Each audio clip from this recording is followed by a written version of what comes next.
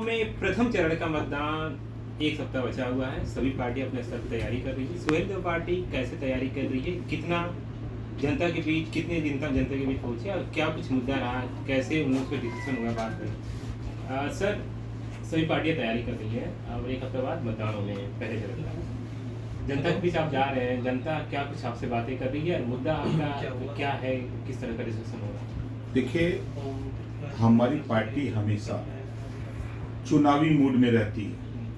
हम अपना संगठन ग्रास रूट से लेकर के प्रदेश और राष्ट्रीय स्तर पे संगठन का काम हमारे नेता बराबर करते रहते हैं। पिछले दिनों हम लोगों ने सावधान रथ यात्रा निकाल करके जनता के बीच में संदेश दिया। आधी आबादी महिलाओं की हम लोगों ने महिला सम्मेलन करके उनके बीच में बात की, जानकारी अपनी बात पार्टी को बताई। नुक्कड़ सभा गांव में चौपाल लगा लगा करके हम लोग अपनी पार्टी की विचारधारा को बताते हैं। हम लोग यही चाहते हैं कि जैसे आज देश एक है, संविधान एक है, प्रधानमंत्री एक, राष्ट्रपति एक, तो फिर व्यवस्था दो तरह की क्यों? आज शिक्षा, तेलंगाना सरकार 500 कॉलेज खोल करके केजी से पीजी तक निःशुल्क शिक्षा 2 लाख बच्चों को हर साल दे रही है। फिर वो व्यवस्था यूपी में क्यों नहीं? संविधान तो एक ही है, जब देश एक है। दिल्ली और पंजाब में बिजली 300 यूनिट फ्री, तो फिर यूपी में क्यों नहीं? दिल्ली में और पंजाब में मोहल्ला क्लिनिक खुल सकता है गरीबों के इलाज के लिए, तो फिर यूपी में क्यों नहीं? आज इसी बात को जब हम लोग जनता के बीच में जा रहे हैं कि भाई जातियों की गिनती क्यों नहीं हो रही है? संविधान ने हर 10 साल पे व्यवस्था है कि 10 साल पे गिनती हो। जब गिनती होगी तभी उसको बजट मिलेगा आबादी के हिसाब से, चाहे वो शिक्षा के लिए हो, चाहे स्वास्थ्य के लिए हो, चाहे रोजगार के लिए हो, चाहे नौकरी के लिए हो। जब उसकी आबादी होगी तभी आबादी के हिसाब से उसको हिस्सा मिलेगा। तो ये जातिवार जनगणना कराने के लिए आप तैयार होइए, साथ आइए हम लोगों के। हम लोग चाहते हैं कि ये स्थिति पैदा हो। हम लोग कोशिश करते हैं कि भाई जो अब तक स्थानीय निकाय जो चुनाव है वो नगरों का चुनाव है, जो आपके गली है, नापदान है, नाली है, सफाई है और जो जनता से जुड़ी हुई समस्या है, इसके निदान के लिए बाबा साहब डॉक्टर अम्बेडकर जी ने जो पावर दिया है वोट का, इसी नाते दिया कि 5 साल में अगर ये नेता आपके काम नहीं आया तो इसको बदल के दूसरा नेता अपने काम का तैयार करो, बनाओ। तो ये क्रम आप पार्टियों से हट करके आप अपने विकास के लिए काम करो। कल तक आप अंग्रेजों के गुलाम थे, आज नेताओं के गुलाम हो। नेता वोट तो दिला देता है, लेकिन जब हिस्सा दिलाना होता है तो सदन में वो चुपचाप मार करके सुरती मरता है। इस नाते ऐसे लोगों से सावधान हो जाओ। आपके बच्चे को बेहतर शिक्षा, बेहतर रोजगार, अच्छी स्वास्थ्य व्यवस्था, आपको तकनीकी शिक्षा, महिलाओं को 50% राजनीति में, नौकरी में, शिक्षा में आरक्षण की व्यवस्था, तमाम मुद्दों को लेकर के हम जनता के बीच में जब जा रहे हैं, जब हम सुनाते हैं जनता के बीच में, तो जनता से पूछते भी हैं कि भाई बताओ मेरी लड़ाई सही है या गलत? तो जनता 100% कहती है कि आप ही एकलौते ऐसे नेता हो जो जनता से जुड़ी हुई समस्या को आप लड़ते हो। क्योंकि भाई जब हम लड़ते हैं तो आप लोग साथ दीजिए, हमारा ये प्रत्याशी है।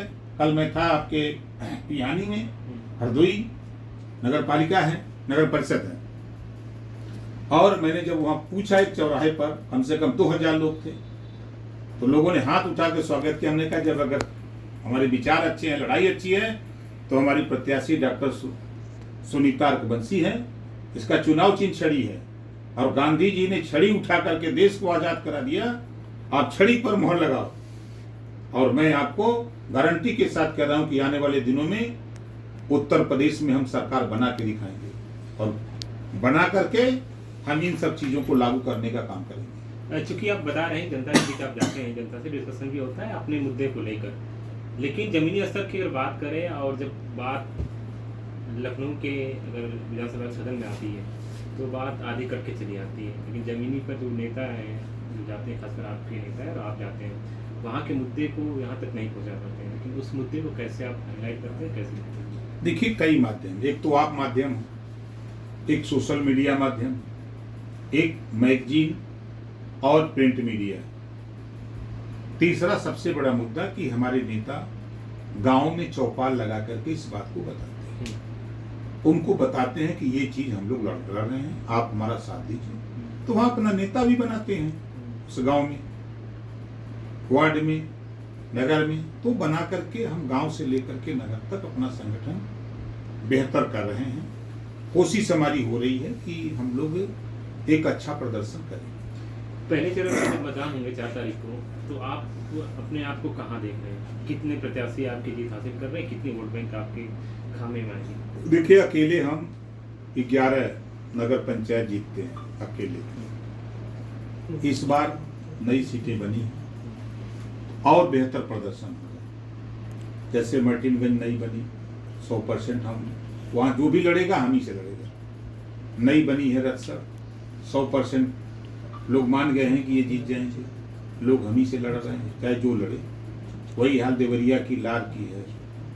इसी तरह कई सीटें नई बन के आई हैं। और लड़ाई तो चुनाव गाजियाबाद हम लड़ रहे हैं, मेरठ लड़ रहे हैं, हम फिरोजाबाद लड़ रहे हैं, लखनऊ मेयर का चुनाव लड़ रहे हैं, बनारस मेयर का चुनाव लड़ रहे हैं, प्रयागराज मेयर का चुनाव लड़ रहे हैं। तो लड़ाई तो हम जहाँ तक हम लोगों का है तहाँ तक जोर लगा रहे हैं अपनी क्षमता के हिसाब से। ये नगर निकाय चुनाव हो गया, लेकिन 2024 में लोकसभा चुनाव हुए हैं। हमने देखा कि नीतीश जी लखनऊ आए और उससे पहले बंगाल भी गए थे और दिल्ली भी गए। एक तरह से लोकसभा में सभी को एकजुट करने, खासकर विपक्ष को एकजुट करने की बात हो रही है। आप कैसे देख रहे हैं? अब क्या कुछ आपसे बातें हुई नीतीश कुमार की, और जो विपक्ष को एकजुट करने की जो बात हो रही है उस पर कैसे नजर आती है? देखिए, जहाँ तक बात होने की बात है तो हमारी बात उनसे नहीं हुई है। प्रयास कर रहे हैं, बहुत अच्छा काम है, हम इस कदम का स्वागत करते हैं। दिल्ली का रास्ता यूपी से होके जाता है, उनका प्रयास एक और कदम बढ़ करके बहुजन समाज पार्टी की नेता मायावती से कर लेते तो हम गारंटी हम दे सकते हैं कि मायावती जी, अखिलेश जी, सोनिया जी और नीतीश जी खड़े हो जाएं तो यूपी में ही रास्ता रोक देंगे जो सरकार दिल्ली में। एक दौर था जो कांसी राम ने पार्टी को खड़ा किया, कई नेताओं को जन्म दिया, एक तरह से कह सकते हैं। उस दौर की राजनीति कैसी थी? अब की राजनीति कैसी, खासकर बहुजन को अगर हम देखें, बहुजन समाज को, तो बहुजन समाज के लोग आते हैं, उनकी बातों को उठाने की बात है। आप भी बड़े समय से हम राजनीति में सक्रिय हैं और उनकी आवाज़ को बुलंद करते रहे, लेकिन मौजूदा समय में 2024 की जब बात होती है तो बहुजन समाज पार्टी का जिस तरह से चुनावी रिजल्ट रहा है और उसके कहीं न कहीं बहुजन समाज के जो लोग हैं उनके अंदर नाराजगी है। लेकिन आप ऐसे तो कैसे देख रहे हैं कांसी राम की विचारधारा को लेकर, अम्बेडकर की विचारधारा को लेकर? देखिए, बहुजन समाज पार्टी जब मान्यवर कांसी राम जी थे तो एक विचार थे, महात्मा ज्योतिबा फूले, गौतम बुद्ध, सावित्रीबाई फूले, छत्रपति साहू जी महाराज, बाबा साहब डॉक्टर अम्बेडकर के विचारों को लेके मान्यवर कांसी राम जी एक सामाजिक परिवर्तन, राजनीतिक परिवर्तन के साथ साथ सामाजिक परिवर्तन की लड़ाई लड़ते थे। जो समाज में विसंगति थी, ऊंच नीच, छुआछूत, भेदभाव था, उसको लेकर के मान्यवर कांसी राम जी ने लड़ाई शुरू की और शेर, बबर, चीता, हाथी, घोड़ा, गाय, भैंस, बकरी सबको एक घाट पे पानी पिला दिया कांसी राम जी ने। और जो बच गए थे, मुर्गी, खच्चर जैसे लोग, और जो लोग बच गए थे तो उनको भी लाने का प्रयास कि सबको एक टाट पे लाके बैठा के खाना खिलाया जाए, प्रयास मान्यवर कांसी राम जी ने था। लेकिन मान्यवर कांसी राम जी के जाने के बाद अब सामाजिक परिवर्तन की बात तो करती हैं मायावती जी, लेकिन राजनीति करने लगी। सामाजिक परिवर्तन नहीं बल्कि राजनीति करने लगी।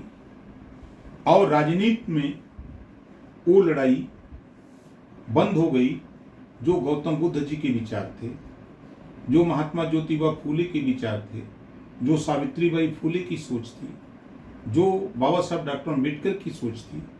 अगर ये लोग, चाहे अखिलेश जी हों, चाहे मायावती जी हों, अगर हम यूपी की बात करें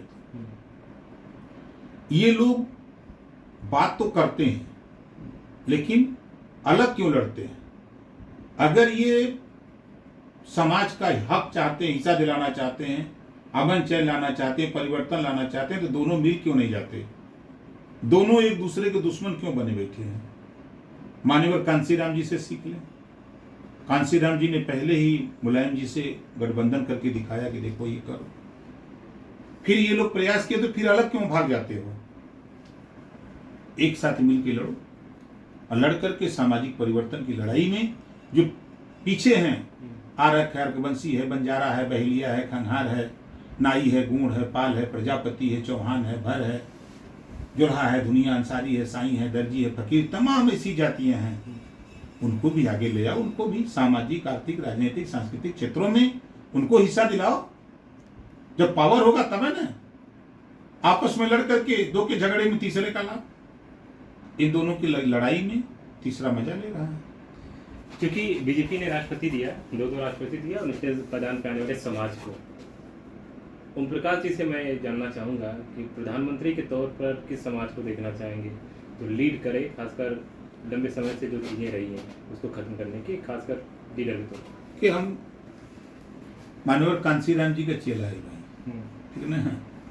कांसीराम जी का सोच था कि सामान्य वर्ग हो गया प्रधानमंत्री, पिछड़ा वर्ग भी हो गया, तो अनुसूचित वर्ग का भी नंबर आना चाहिए।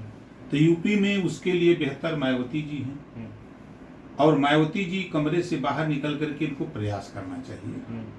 जिस तरह नीतीश जी प्रयास कर रहे हैं, तो इनको भी उस गोल में बैठ करके कि नहीं भाई, राष्ट्रीय स्तर पे हमारी पार्टी राष्ट्रीय पार्टी है, राष्ट्रीय स्तर पे हमारा समाज है, हमारा नंबर भी है, और उनको प्रयास करना चाहिए। हमारी कोशिश यही होती है कि भाई मायावती जी बने।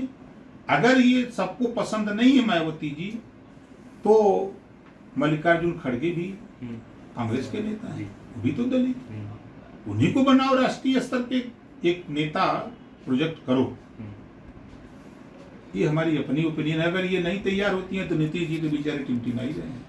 अच्छा, तो आखिरी एक सवाल है कि प्रधानमंत्री के तौर पे जब मायावती जी मंच के सामने आएंगी तो ओपी जी, उनका राजभर जी उसका समर्थन करेंगे? नीतीश जी, लालू जी, अखिलेश जी और मायावती जी, सोनिया जी जिस दिन एक मंच पर हो जाएं एक जगह, उस दिन खाली टेलीफोन आएगा तो हम पहले पहुंच जाएंगे समय से। शुक्रिया लंबे समय से बात करने के लिए। साफ तौर से देखा जाए कि यूपी की राजनीति होकर ही दिल्ली में जाती है, लेकिन स्थानीय स्तर पर जो निकाय चुनाव है इसको लेकर स्वतंत्र पार्टी का दावा है कि बड़े स्तर पर जीत हासिल करेंगे। और जो मेरी विचारधारा है, खासकर बहुजन की विचारधारा है, वो इसी का खुद की पार्टी जो विचारधारा है उसको जमीन स्तर पर उतारेंगे, और आने वाले समय में बड़े स्तर पर भी बदलाव देखा जाएगा। सिर्फ भी आप साथ पंचकृत संघ, लखनऊ।